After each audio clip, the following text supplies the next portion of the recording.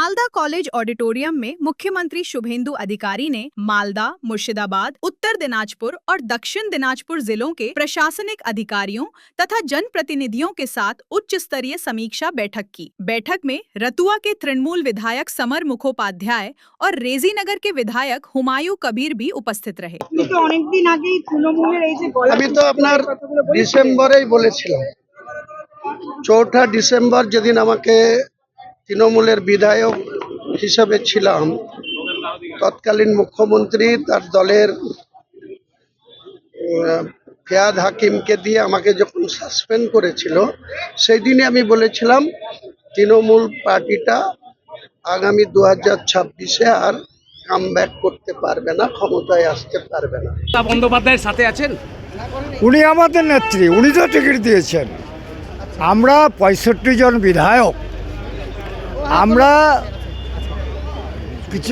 আমরা একসঙ্গে আছি। আমরা তৃণমূল, আমাদের নেত্রী মমতা বন্দ্যোপাধ্যায়। বাকি 15 জন বিধায়ক কোথায়? ওটা আমি বলতে পারবো না। আমার মূল যে সমস্যাটা, আমি 1982 প্রথম বিধানসভায় যাই।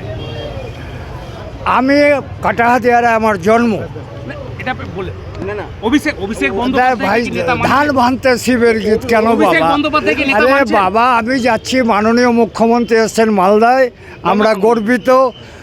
উনি যদি সকরিগলিকে, এখন ওটাও ওনাদেরই, বিহারও ওনাদেরই, যদি সকরিগলিতে ড্রেজিংটা করে দেয়, তাহলে মালদা, মুর্শিদাবাদ, নদিয়া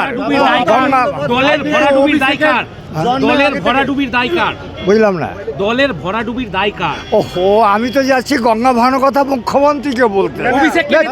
খালি ধান ভাঙতে, ওইটা বড় ব্যাপার। हमारा वैष्णवनगर विधानसभा क्षेत्र, वहाँ में जो प्रॉब्लम है वो प्रॉब्लम मैं मुख्यमंत्री को बताएंगे।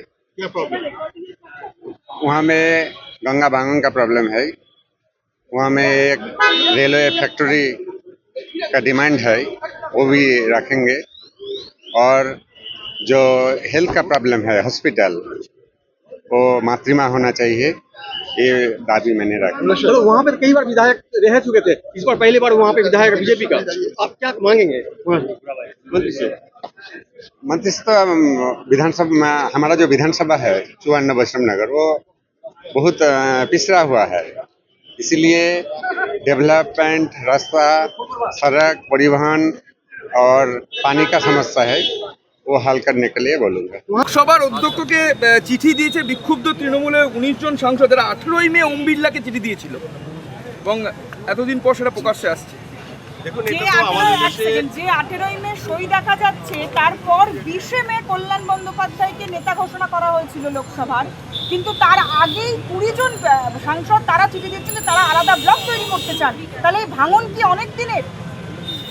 দেখুন, ভাঙন অনেক দিনের কি সেটা বলতে পারছি না, কিন্তু বর্তমান যা পরিস্থিতি, আমরা জানি না যে কে অরিজিনাল কে ডুপ্লিকেট। আমাদের একটাই লক্ষ্য, পশ্চিমবঙ্গকে বাঁচাতে হবে। আমাদের মুখ্যমন্ত্রী কাজ করছে এবং আমাদের এখানে সম্মানীয় মন্ত্রী, বিধায়ক রয়েছেন, সবাই রয়েছেন। আমাদের একটা লক্ষ্য, বাংলা যে জায়গায় পৌঁছে গিয়েছে সেখান থেকে বাংলাকে তুলে আনতে হবে, এই বাংলাকে সোনার বাংলা করতে হবে।